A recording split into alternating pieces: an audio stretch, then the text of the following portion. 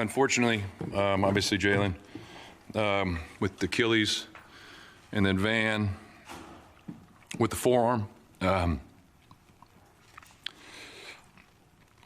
It's hard when you see guys that work like that, and that's the bad part of the game. You know, Van was rolling, making some big plays, and unfortunately gets hurt. So it's tough. Tough way to finish the year for him and both the guys, really. It's tough. The Achilles going down like that early. It's the bad part of the business. And just to sum it up, we didn't finish. It's simple as that. We did not finish. We got outscored 24-6 in the second half. But that'll open up the questions. Coach, it seemed like you guys found some openness in the middle of the field, especially hitting Chim on that deep route. Mm-hmm. It seems like you guys didn't attack the middle of the field the rest of the game. Was that by what they were giving you with looks, or is that something that you guys had baked into the game plan? Well, I think like every play you have when you're trying to throw the ball downfield and do certain things, certain coverages work out a certain way, and other times you don't get that throw. We tried to throw one to Chig down there later in the game, so it was the perfect coverage for the play that we got to hit Chim going across, and it worked out perfect. So there's coverages that take certain things away and change your progressions when the middle field's open or middle field closed, or safety, post safety. So that changes from what is the route, what's the progression, things like that. What you like about what you did to get off to a good start, and what maybe did you not do well down the stretch? Well, we were moving the ball, obviously, offensively, throughout the game. We didn't finish enough in the red area, but the way the defense started getting off the field, holding them to field goals, so we were more efficient as a team.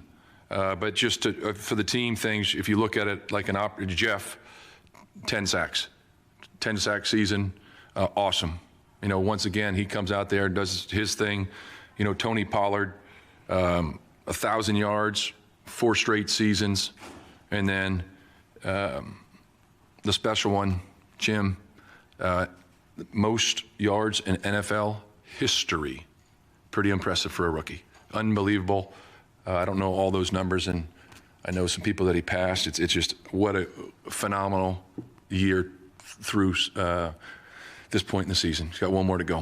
Did you get a good look at the review of the replay assist to Tajay? Can you kind of just talk us through the thought process of challenging versus not challenging there? Well, there's always going to be, any time throughout a game, there's always great communication. I think they've done a great job, the officials, with me on the sidelines this year, of going through and communicating of what it was, what they see, when the replay assist.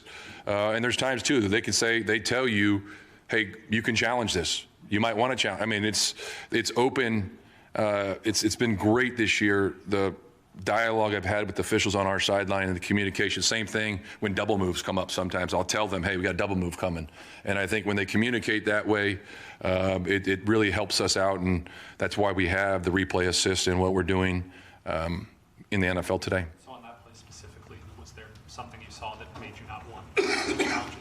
Well, no, there's certain things that come up and things that are said, and you make those decisions as you go. How do you like the way Cam played and keep some plays alive, making some plays downfield? There was definitely some wow plays in there. Obviously, the one play we can't have the sack fumble for a touchdown that really hurt our football team. But, I mean, it just continues to get better. And he's learned. This is it. I just talked to him. This is another game to learn from. There's, some certain things were covered downfield and trying to scramble around, make some plays. We had a number of throwaways today. They did a good job of covering certain things. But there are some of those plays. I mean, the one that they ruled his knee was down. But, I mean, just even having the ability to get that ball off, he's a special player. And he just, week in and week out, he's starting to show everybody those type of plays that he's going to make, and not just the easy ones, but the ones that are really difficult to make. So it's great to see him do that. Coach, can you discuss how you prepared for Tyler Shuck and rate his performance? Excuse me? Tyler Shuck, his performance today, and how you prepared to play against him. Well, it's like any game plan. You go into a game plan. Denard and his staff put a plan together of what we always think, what is the coordinator, or in this case, the head coach as the play caller, what is he doing with this player, a younger player, how are they helping him? Is it quick game? Is it play action? So all those things, like every game plan you go into, and, you always look at it, how are they because obviously they made the change at quarterback. So as you watch tape over the year, were there certain things they're doing different to help this player to be successful? Couple more? No, you haven't watched the tape, obviously, so I want your opinion just generally, maybe not about this game in particular. Cam's time to throw today was the longest by any quarterback since at least 2016. When a guy has that long to throw, he had a pretty long one in San Francisco a couple weeks as well.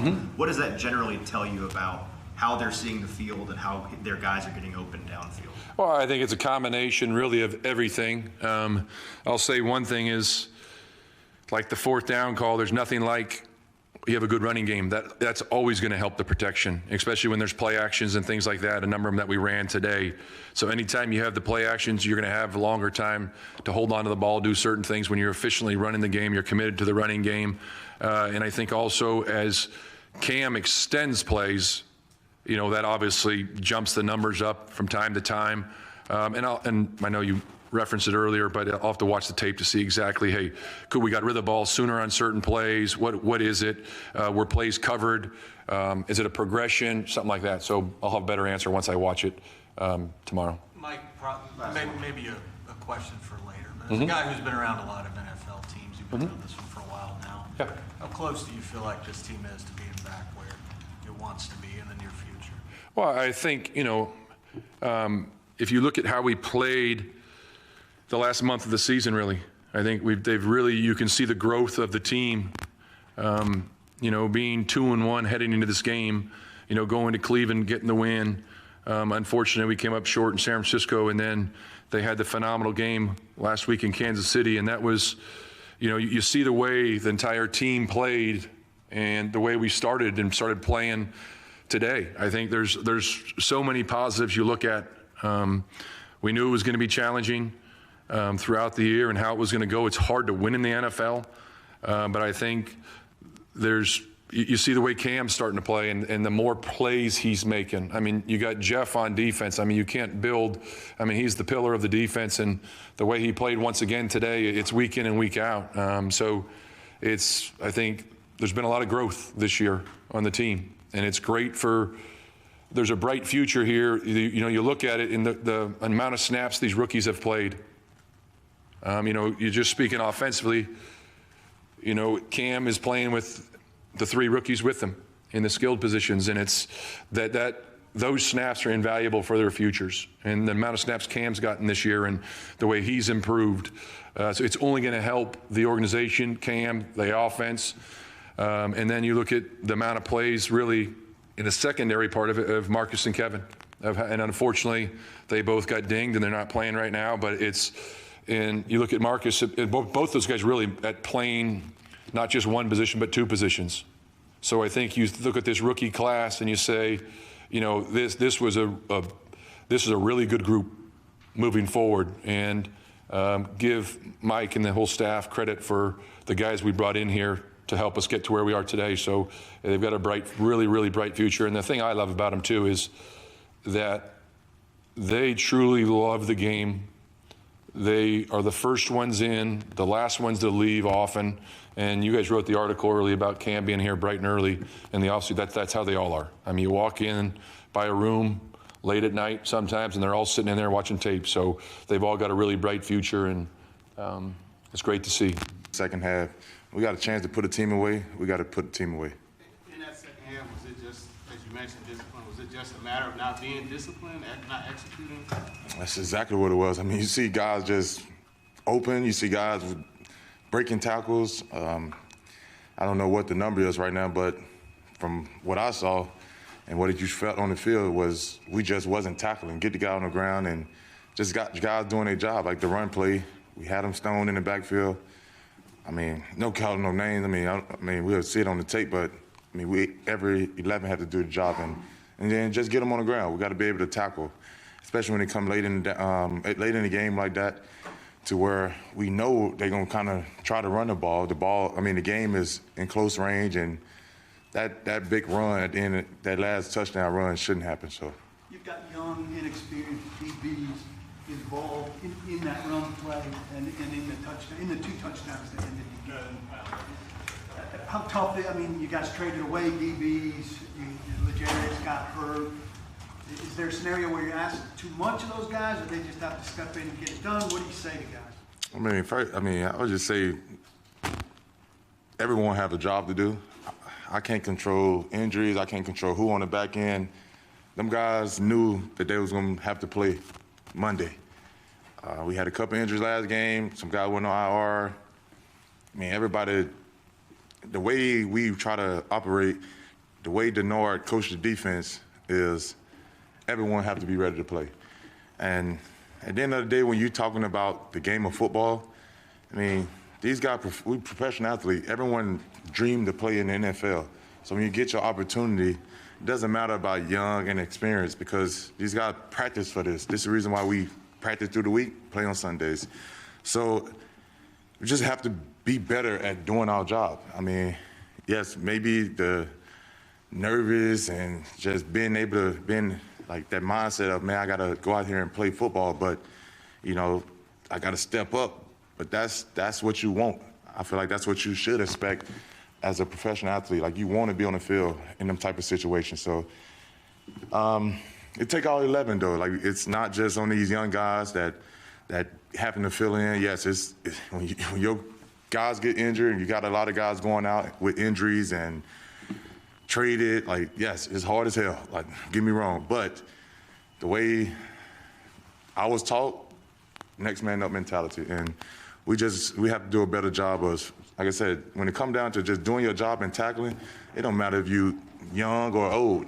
We have to be able to make tackles, and everyone just got to do their job. You had a lot of momentum, I guess, on both sides of the ball early. How disappointing couldn't really sustain it late?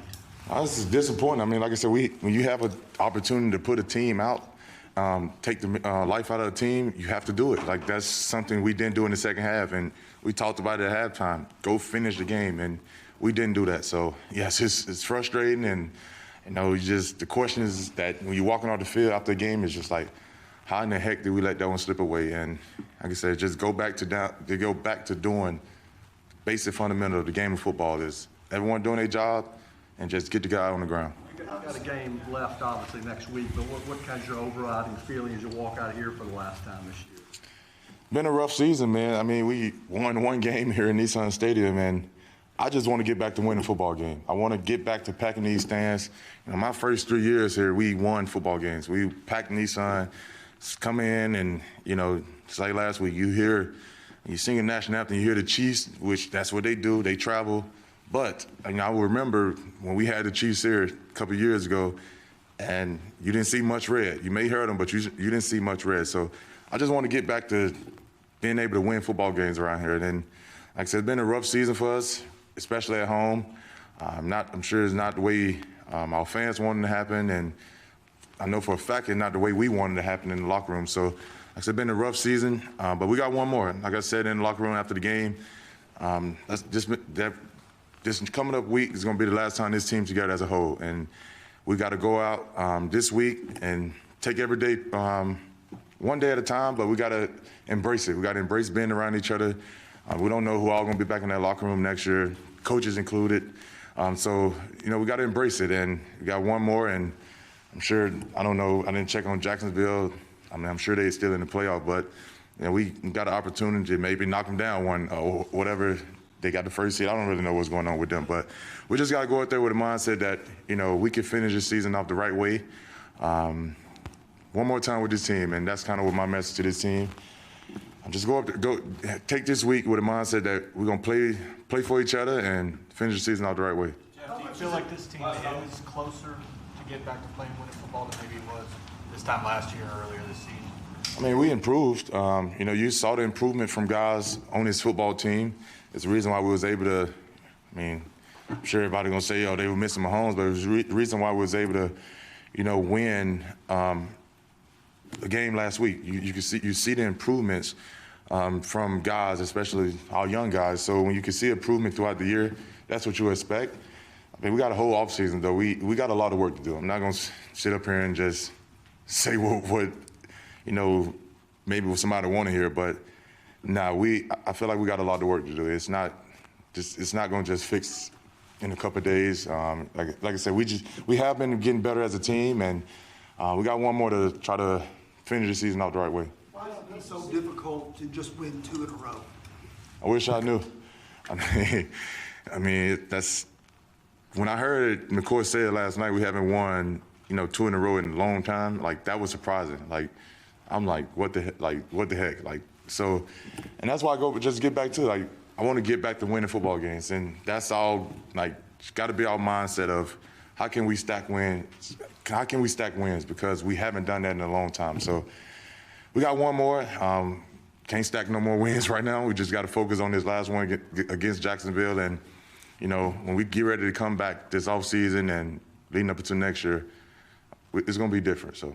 Jeff, how do you see Tyler Shuck? Did you evaluate his performance today? How do you prepare for him? They won. Shout out to them for winning. They got the ball out of his hand quick after, we got to him a couple of times. But, he got playmakers. He was able to throw the ball. But, we got to do a better job on our side of the ball. But, shout out to them. They got to win. I think just playing on time, being good at run game, being efficient in the pass game, and at times, myself getting, big play happy. We're trying to push the ball down the field, and then, just me having to connect the receivers. So, everything takes in part to when we're good and when we're bad, but it's all about us just, continue to go up and stay on the right trajectory. On the giveaway, did you not feel him coming from behind in the way that he was able to strip you? No, not really. Just having to move away from pressure on one side, and then they keep 2 hands on the ball, and that's why they were able to, get one off of us. But I just gotta, protect the ball. Today it seemed like you were able to find those rushing lanes that you were able to find early, mid-season, and you had a really good day, getting and extending plays. Is that something that you were seeing on tape, or is it just a natural progression of the game slowing down for you as you've gone and progressed this year? Just a lot of stuff I see on film. Then also after the first, drive and, second drive, getting a feel for, the rushers. And then just trying to buy time for my receivers to make plays for us. I think O-line did a fantastic job in pass pro. And that's just something that we got to continue to build on. Our scramble drill rules and, receivers, always making plays. What do you think about the Chig getting into the end zone after that catch? Loved it, man. That's a free touchdown for the quarterback, but that's all Chig right there. I'm talking about spin out of somebody, do a cartwheel, go in the end zone, hit his dance. So that's a Chig play. That's plays that we expect out of him. And I'm just happy he's able to do it. And I'm looking forward to it next week. The play to Tajay that ended up getting called back. 1, how did you know he would be there? Was that part of the progression, or was that just schoolyard? And 2, did you feel like your knee was down? Just kind of keep breaking down that play. Just Tajay. I always know where he is. He's in the right spot every time. Then at the end of the day, just me getting through the progression, knowing where my back is. But then just trying to give us a play on 4th down to not let it be a sack. Just try to put the ball in your playmaker's hand. He did that. Fortunately, got overturned. But we had a defense gave us a stop to give us a chance to get another drive in. We just didn't come up with it. Is it difficult to come back for another drive after something like that's been overturned, or is it more motivating? Well, it's not difficult. It's motivating. If anything, you just gotta, have a next play mentality. We have that as a whole on offense, and we just didn't get the job done today. Cam, do you feel like this result is representative of who this team is right now? No. I think the best thing about this team is that, we know change is coming. Change is coming in 7 days.